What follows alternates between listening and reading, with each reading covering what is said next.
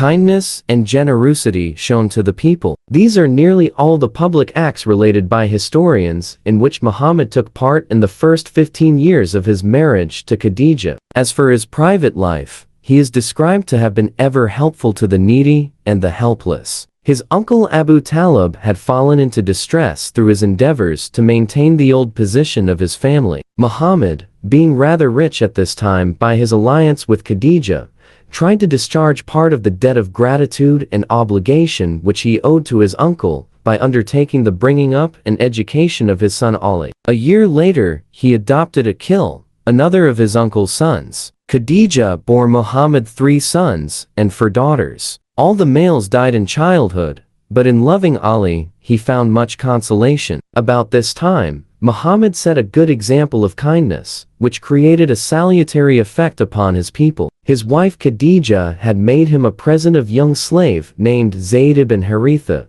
who had been brought as a captive to Mecca and sold to Khadija. When Haritha heard that Muhammad possessed Zayd, he came to Mecca and offered a large sum for his ransom. Whereupon Muhammad said, "Let Zayd come here, and if he chooses to go with you, take him without ransom. But if it be his choice to stay with me, why should I not keep him?" Zayd, being brought into Muhammad's presence, declared that he would stay with his master, who treated him as if he was his only son. Muhammad no sooner heard this than he took Zayd by the hand and led him to the black stone of Kaaba, where he publicly adopted him as his son, to which the father acquiesced and returned home well satisfied. Henceforward Zayd was called the son of Muhammad. Muhammad was now approaching his 40th year, and his mind was ever engaged in profound contemplation and reflection. Before him lay his country, bleeding and torn by fratricidal wars and intolerable dissensions. His people, sunk in barbarism,